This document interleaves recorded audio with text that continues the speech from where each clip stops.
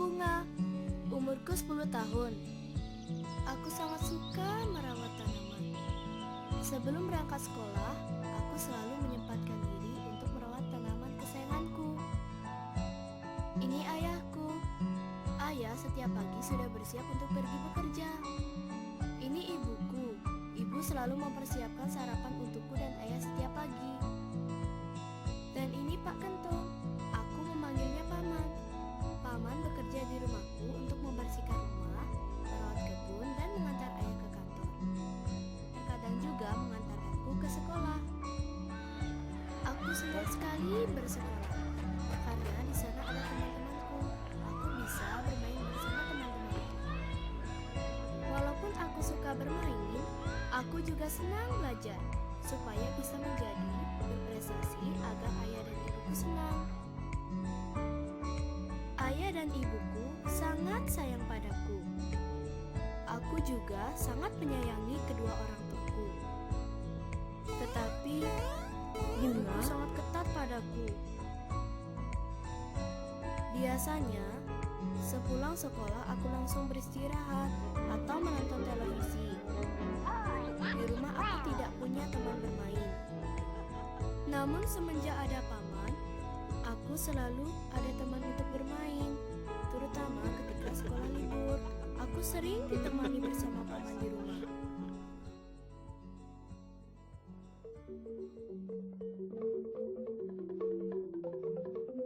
Bunga, Ibu pergi ke toko dulu ya, Nak. Kamu jangan nakal di rumah. Ingat belajar, jangan menonton saja. Iya, Bu.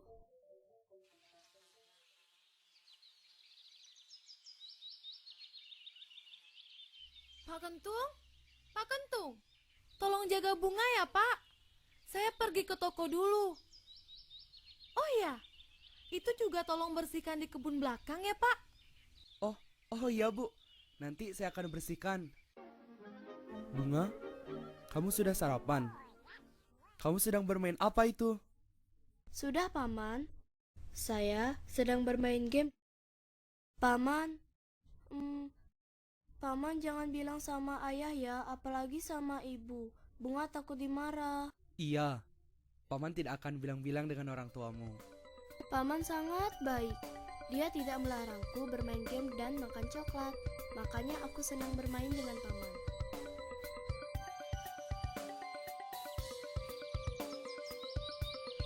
Selama liburan, aku sering bermain dengan Paman.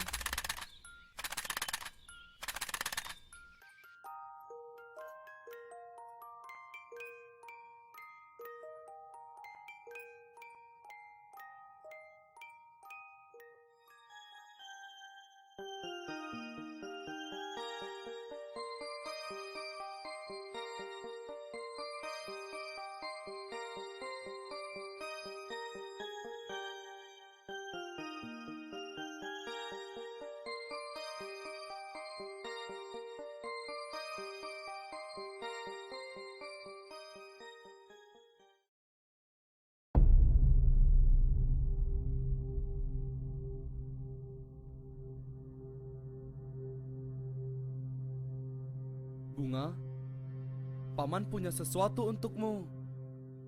Wah, coklat kesukaanku. Kalau kamu ingin lebih banyak, itu di sana ada lagi. Tapi kamu harus bermain dengan Paman. Mau, Paman? Permainan apa? Permainan yang lebih asik dari petak umpet. Jangan bilang-bilang ya kalau kamu tidak ingin dimarahi ibumu, Bunga. Iya, Paman.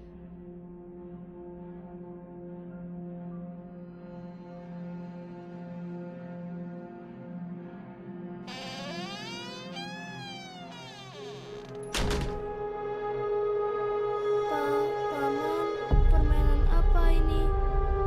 Aku tidak mengerti, Paman.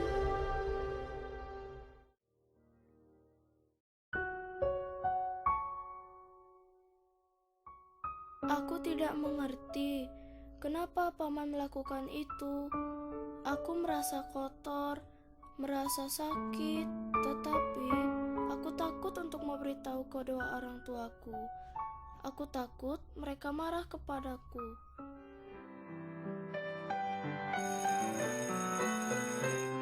Anak-anak, ingat kerjakan tugas kalian di rumah ya. Sekarang kalian boleh istirahat. Bunga, kenapa kamu tidak ikut istirahat dengan temanmu? Kamu kenapa, Nak? Sakit?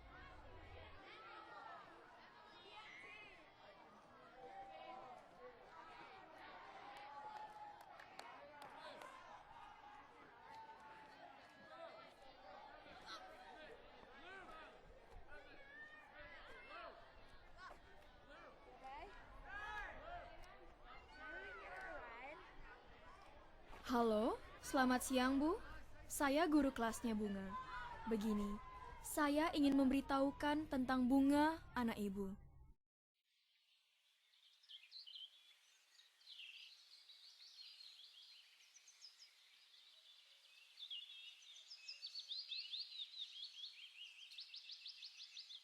Bunga, tadi Ibu ditelepon gurumu. Kata Ibu guru, kamu di sekolah murung terus ya? Kamu kenapa, Nak? Kamu sakit? Tidak, Bu. Tetapi, kenapa kamu terlihat murung? Ada apa, Nak? Ceritakan saja sama Ibu. Tapi Ibu janji ya tidak akan marahi Bunga. Iya, Nak. Ibu janji. Memangnya ada apa, sayang?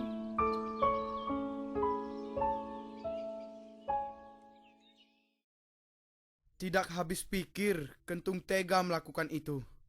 Pantas saja dia pulang kampung secepat ini. Jadi, apa yang bisa kita lakukan?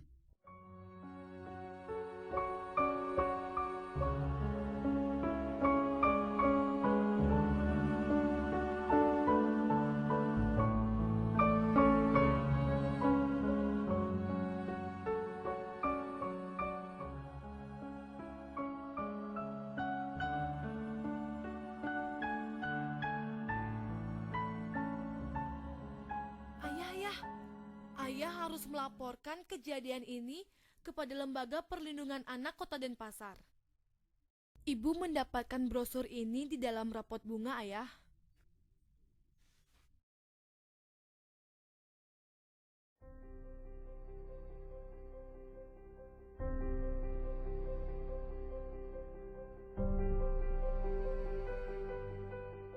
Hai Bunga, kenalkan, saya Bu Nisa.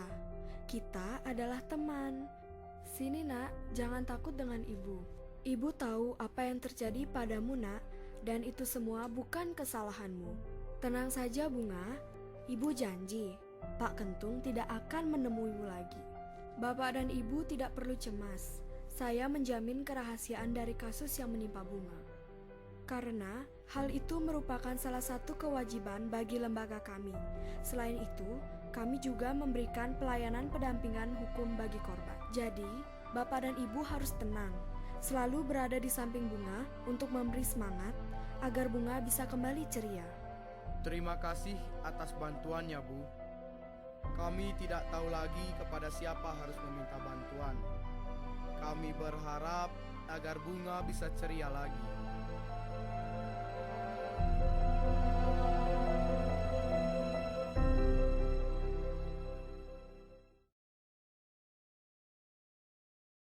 Selamat pagi anak-anak.